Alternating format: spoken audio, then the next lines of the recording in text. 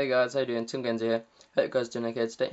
And today, as you can see, we have the review of the Samsung S5560, which is also known as the Marvel. So in this video, I'm going to run you over a few of my likes and dislikes, or pros and cons of the device.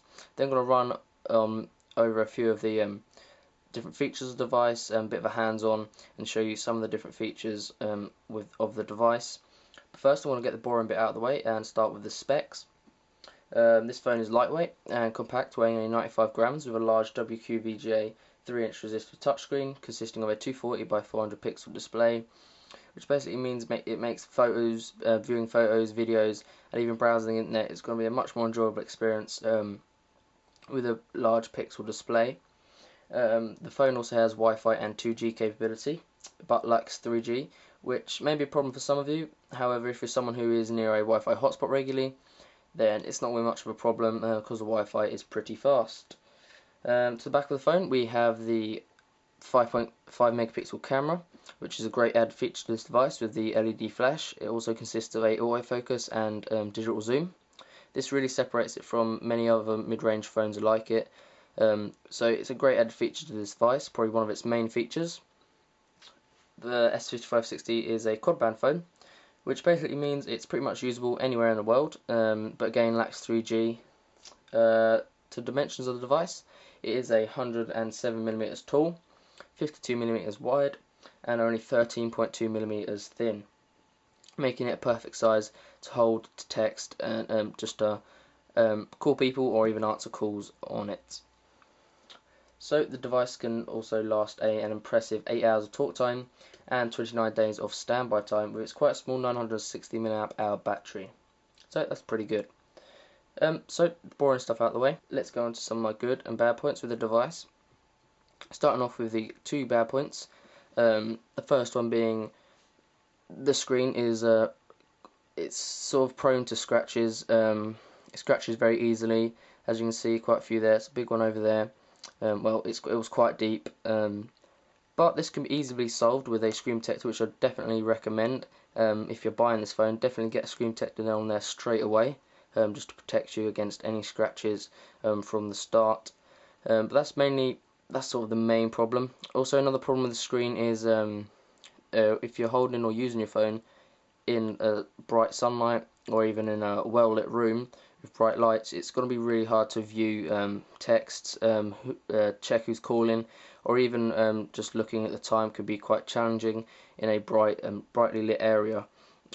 It's basically such a shiny screen that it just really dulls out the lights on the back, and it's just not bright enough to see anything, any text or anything like that. So they're only the two main points really. So as you can probably guess, it was pretty hard to find any bad points with this device. It is a really good device for the money. Really couldn't find any more bad points with it. Really enjoyed the rest of the phone. There were only they're pretty minor points. So go on to some of the good points with the device. First good point really is the large 3-inch resistive touchscreen. Obviously, I basically prefer capacitive, such as the iPod Touch, but this screen is very responsive. I mean, texting, which I'll talk about a little bit later, is really easy to do. It responds to your taps really easy, really well even, and it's just a great screen with a large 3-inch. So viewing photos, videos, browsing internet, even reading text is really easy and quite enjoyable actually. You're not sort of having to really get close to the phone to check your texts. You can really see it very clearly. Also, this phone is packed full of features. I mean, it's got calculators, timers, video editing, FM radio, Google. It's got, well, obviously camera. What else? I can't think what else it's got. It's got loads of different features, which really make it a really useful phone for everyday tasks, chores, whatever. You're really gonna be able to use this phone from day to day. Also, widgets with this device, they're pretty standard with the new Samsung Touch phones.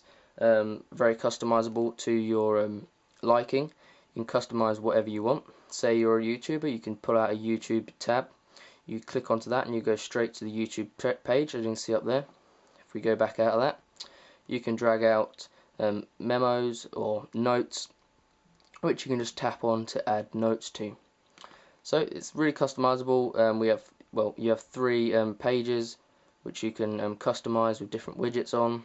So you can really customize it to what you like, which I'm sure will be a great feature for most of you guys out there who would like it to be your phone and quite different from many others.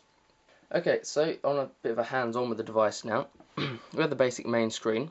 So that's basically, you have the three pages and a bit of information up top. We can go straight into the menu. Then we have three pages right here. Now these are all the different features we're talking about. We've got task calculator, converter, world clock, timer, stopwatch. The calculator is pretty basic. No landscape, rotate. Does have an accelerometer in it. This phone, which I'll show you a bit later. We've got all the different features.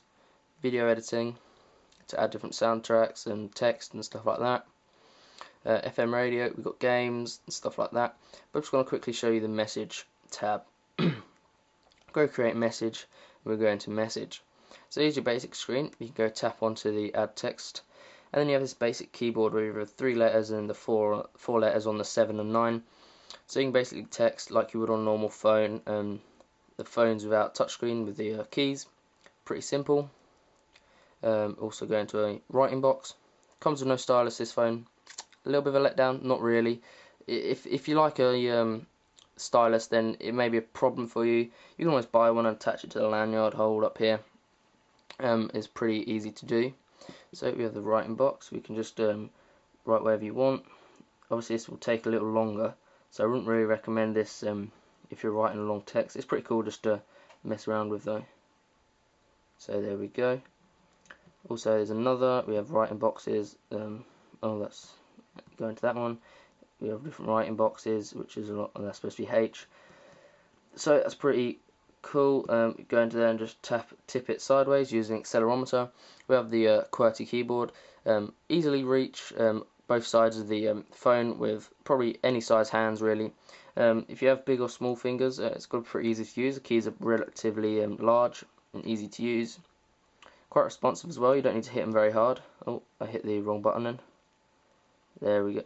Oh, I'm struggling now. There we go. But it is pretty simple to use and pretty easy. Spacebar's in the middle. Pretty standard really. We've got the keys at the top. A few different symbols down here. Oh, and there's a few cool faces there as well. And some more random symbols. So that's basically texting. So it's pretty simple to text. Pretty easy. Very responsive screen as well, like I was talking about earlier. So you don't have much problem with that. We go out of here. Show you the camera. Quickly go into this and show you a few different features.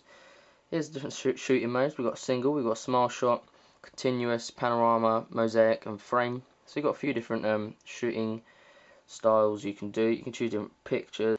You're not going to be disappointed when buying this with a 5 megapixel camera. It's really going to be very easy to use. Down here we have a few just different buttons on here. But that's pretty simple. We've got keypad, phone book and menu. That's pretty much it. I'm just going to quickly run you over a few of the outside specs of the device, or overview. We've got 3 physical buttons down here. Speaker up top, the large screen. To the right we have the lock button, camera shutter button. At the back we have the 5 megapixel camera, LED flash, Samsung logo, speaker, and the back is quite a matte finish with it's quite rubbery and sort of a bowed look. And to the left we have volume rocker, which also doubles up as a web browser scroller. Lanyard, 3.5mm headphone jack, and under here is a charging port, can't get it open in a minute, and a speaker down here, and the little grip release down here for the back. So this has been the review of the device. Quick stack up against these for you guys. Let's just go out of that a bit. You can see they're pretty similar. Okay, this is the case on. Okay, this is obviously it is bigger against this one. It's probably a little bit bigger again, but it just doesn't feel that much bigger. This one feels more awkward in the hand compared to this one. It feels a lot. This one, the Genio, is a lot wider, as you can see, size-wise, length. Just line them all up. Pretty similar. So, if you're looking into a new phone, I would definitely recommend checking this one out. It retails for around £150 or £100 to £150 depending on where you get it. Definitely go check it out. Get your hands on in shops. Most of them do it these days. So this has been the review of the Samsung S5560, which is also known as the Marvel. I'll see you guys in the next video.